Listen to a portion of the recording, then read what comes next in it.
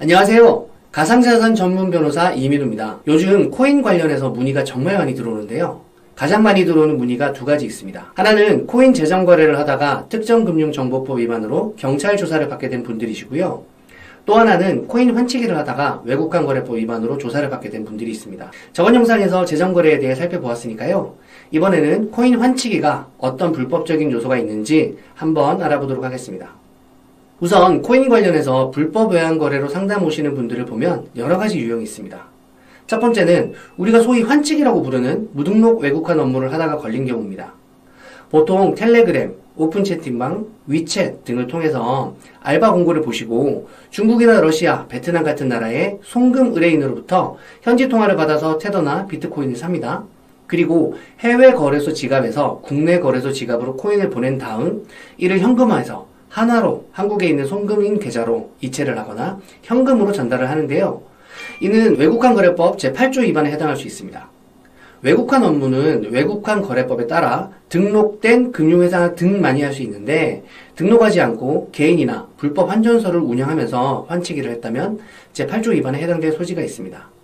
8조 위반에 해당한다면 3년 이하의 징역 또는 3억 원 이하의 벌금에 처해질 수 있습니다. 두 번째는 외환거래 신고 의무 위반입니다.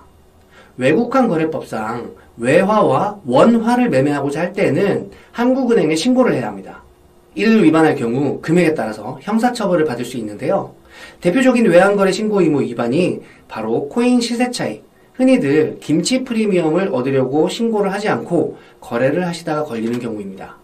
코인 시세 차익을 얻으려고 해외의 서류상 페이퍼 컴퍼니를 만든 다음에 무역 대금으로 속여서 외국에 돈을 송금하고 외국에서 코인을 산 다음 국내로 들여와서 파는 일을 반복적으로 하는 경우가 여기에 해당하는데요.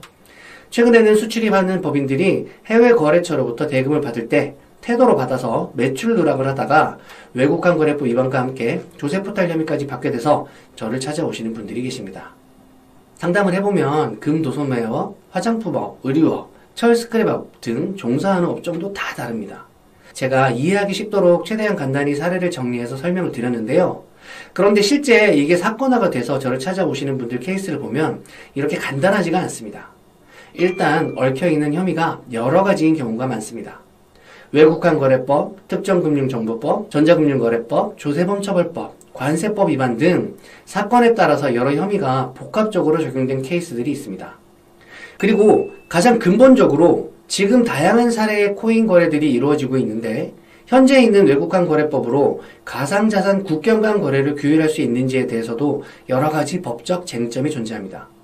예를 들어서 가상자산이 외국환거래법에서 말하는 외국환에 해당할 수 있는지부터 시작해서 가상자산과 관련한 외환거래를 자본거래라고 볼 수 있는지, 그리고 가상자산을 외국환거래법상의 지급수단으로 볼 수 있는지, 또 가상자산이 수출입 관련 신고 대상인지 등 법적으로 따져봐야 할 쟁점들이 상당히 많습니다.